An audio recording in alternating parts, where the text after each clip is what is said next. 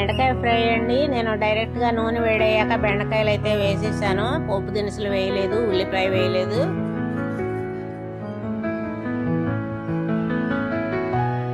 ఇలా 3 వంతులు వేగాక క్యారెట్ అయితే ఇలా తురుము మధ్యలో వేసుకోండి. ఒక 2 నిమిషాలు ఇటు అటు తిప్పిన తర్వాత బెండకాయ ముక్కల్లో కలిపేయండి.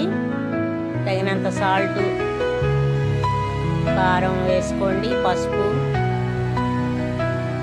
వేసిన తర్వాత వెల్లుల్లిపాయ చితకొట్టి చల్లుకోండి. మంచి వాసన వస్తుంది అన్నమాట ఫ్రైలో.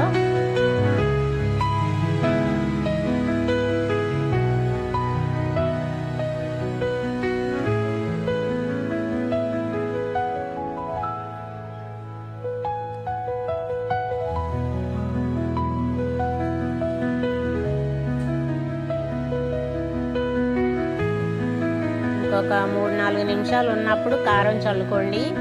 ఫస్టే కారం వేయొద్దు. ఇప్పుడైతే కొబ్బరి పొడి కూడా చల్లేయండి. చివరిగా కొత్తిమీర వేసుకుంటే అంతేనండి, బెండకాయ ఫ్రై రెడీ. కొత్తిమీర చల్లిన తర్వాత స్టవ్ ఆఫ్ చేసుకోవచ్చు. ఛానల్ చూస్తున్న వారు లైక్ చేయండి, షేర్ చేయండి. కొత్తగా ఛానల్ ఎవరైనా చూస్తే ప్లీజ్ సబ్స్క్రైబ్. చాలా టేస్టీగా ఉంటుంది ఎండి కొబ్బరి వేసిన అది. మీకు కావాలంటే ఒక గుప్పుడు వేరుశనగ గుళ్ళు కూడా వేసుకోండి. ఎండి కొబ్బరిలో కొంచెం జీలకర్ర వేసి మిక్సీ పట్టుకోండి. మంచి వాసన వస్తుంది ఫ్రై.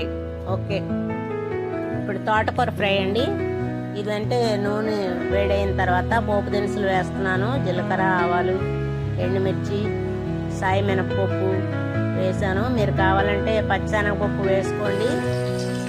ఒక గుప్పుడు వేరుశనగ గుళ్ళు కూడా వేసుకోవచ్చు. నేనైతే వేయలేదు, మా పిల్లలైతే తినరు.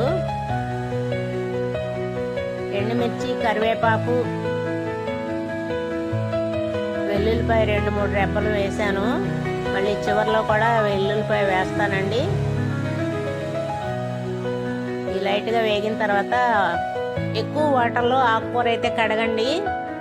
ఏదైనా ఇసుక, మట్టి ఉంటే కిందకి లోపల అడుగుకి వెళ్ళిపోద్ది అనమాట.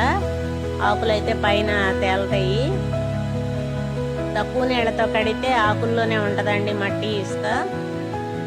ఆకుకూర మాత్రం ఎప్పుడైనా సరే ఎక్కువ లోతుగా ఉన్న గిన్నెలో కడుక్కోవాలి. నేను కల్లుప్పు వాడతానండి కూరలో. ఇప్పుడు మనం కడిగి వేసినప్పుడు దానిలో కొద్దిగా వాటర్ ఉంటుంది కదా, వేడికి వాటర్ వచ్చింది, చెమ్మ నీళ్ళు ఉంటాయి కదా, దానిలో ఉప్పు వేస్తే మనం కరిగి మూత పెడితే కాస్త మగ్గిపోద్ది తోటకూర. ఆ తర్వాత ఇలా ఫ్రై చేసుకోవాలి. ఆయిల్లో కారం వేయటం వల్ల అంతా కలుస్తుంది అనమాట. లేకపోతే ఆకుల్లో చుట్టుకుపోయి అక్కడక్కడ కారం తగులుతూ ఉంటుంది. ఇలా ఆయిల్లో వేస్తే బాగుంటుందండి. ఇందులో కూడా వెల్లుల్లిపాయ వేసాను. మళ్ళీ